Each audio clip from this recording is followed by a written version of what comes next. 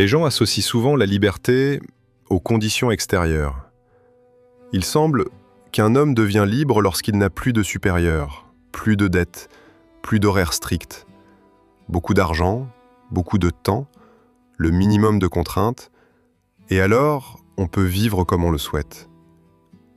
Mais si l'on regarde attentivement, ceux qui possèdent réellement de telles possibilités, on remarque une chose.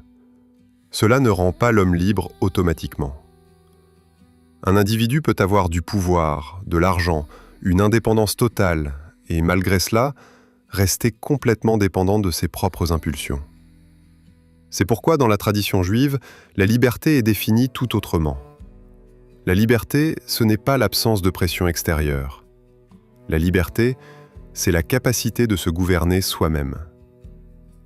Si l'on observe honnêtement la vie quotidienne, on voit que l'homme agit souvent non pas comme il pense que c'est juste, mais comme le dicte le moment. Quelqu'un prononce une parole blessante et nous répondons par l'irritation. Un désir apparaît et nous le suivons immédiatement. Nous comprenons qu'il vaudrait mieux se taire, attendre, céder, mais nous n'arrivons pas à nous arrêter.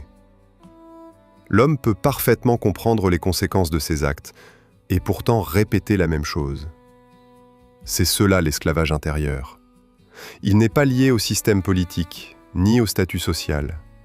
Une personne peut diriger une entreprise et en même temps être totalement dépendante de ses habitudes, de ses émotions et de ses peurs.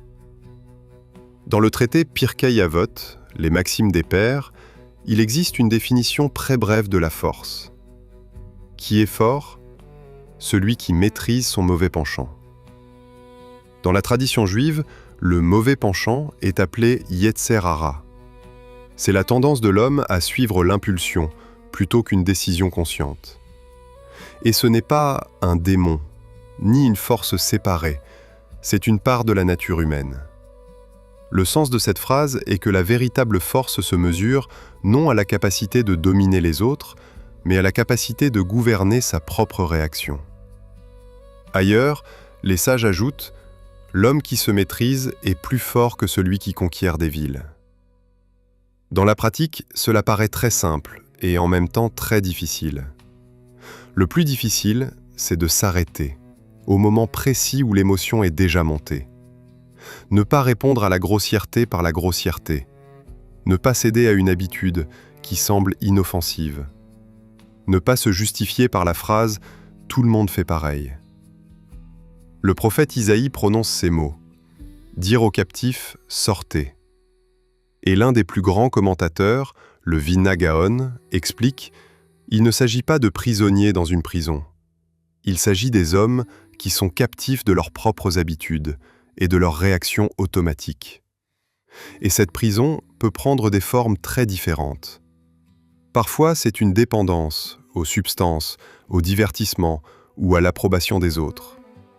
Parfois, c'est une irritabilité constante. Parfois, l'orgueil qui empêche de reconnaître une erreur. Extérieurement, l'homme peut paraître réussi, mais intérieurement, il agit selon le même schéma. La tradition juive propose un chemin de sortie assez concret. L'outil principal, l'étude de la Torah. Le mot Torah signifie littéralement enseignement ou orientation.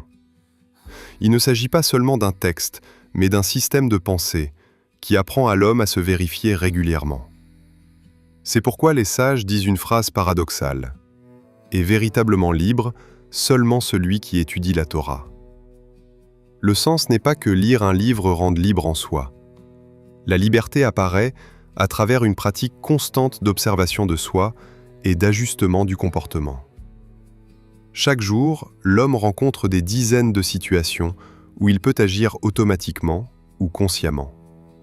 Et lorsque l'homme commence à remarquer ces moments et à choisir sa réaction, il sort progressivement de la dépendance intérieure. Le principe pratique est très simple et universel.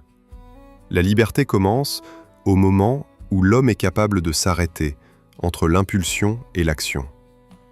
Si l'homme peut faire cette pause, il n'est déjà plus entièrement gouverné par ses habitudes.